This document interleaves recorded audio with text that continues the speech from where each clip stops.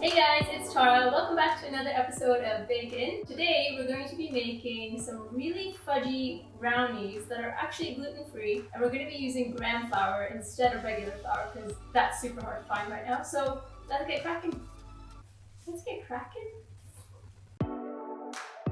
Alright, so first things first, we're going to be making the chocolate mixture that we're going to pour into it. So we're going to start with butter. Everything is better with butter. And to that we're going to add some chopped chocolate. And now I'm going to take that to microwave. Alright, so we're just going to do 30-second intervals and then we're going to stir it each time to make sure it's all melted. And chocolate is super sensitive to heat and it will melt with the residual heat, so we're just going to keep an eye on it.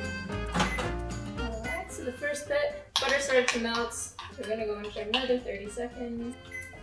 It all really just depends on how strong your microwave is. It might take a minute, it might take a minute and a half, 2 minutes, it just depends. Is butter gone? Perfect, so it actually only took about a minute. There's some chunks in there, but I'm going to take it out now.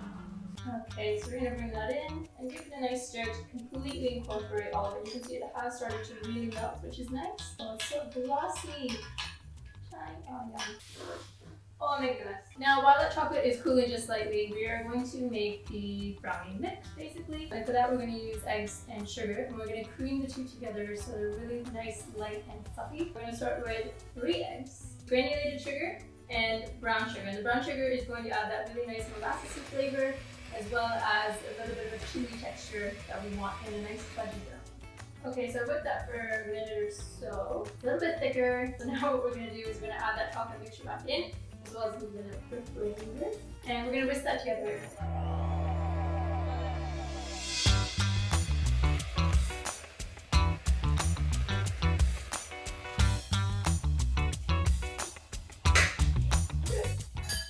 I didn't do that. So now what we're going to do is we're going to add all the dry ingredients to the wet mixture, and for that we need espresso or instant coffee, and what that does is it enhances all the chocolatey flavors. Some salt. Salt brings up sweetness. I'm going to actually sift my cocoa and my graham flour, and that will make sure that we don't have any clumps because both of these can be quite clumpy. You don't want any clumps in your batter. Now, just gently fold it together. You may think you will taste chickpea flour, graham flour, but you won't. The chocolate will really mask it. And because it is flour that is very low or doesn't have any gluten in it, you're going to get that really fudgy brownie rather than that cakey brownie that, I mean, you never really want a cakey brownie because then it's just off the cake. Fudgy brownies are where it's at. Come in.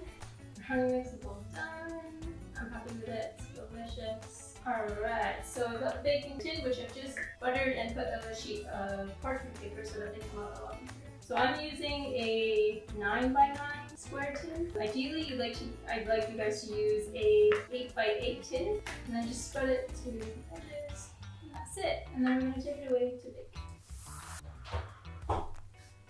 And now we wait and clean up. Oh yeah!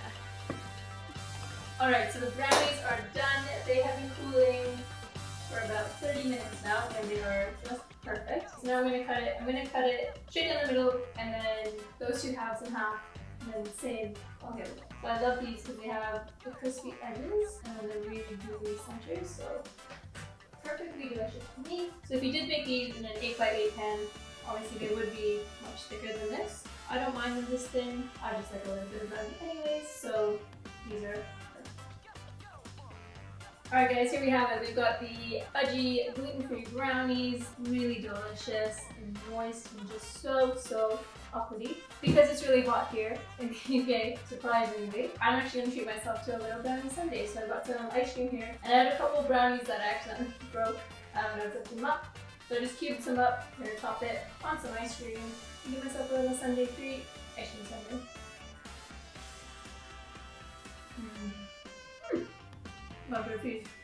Very good.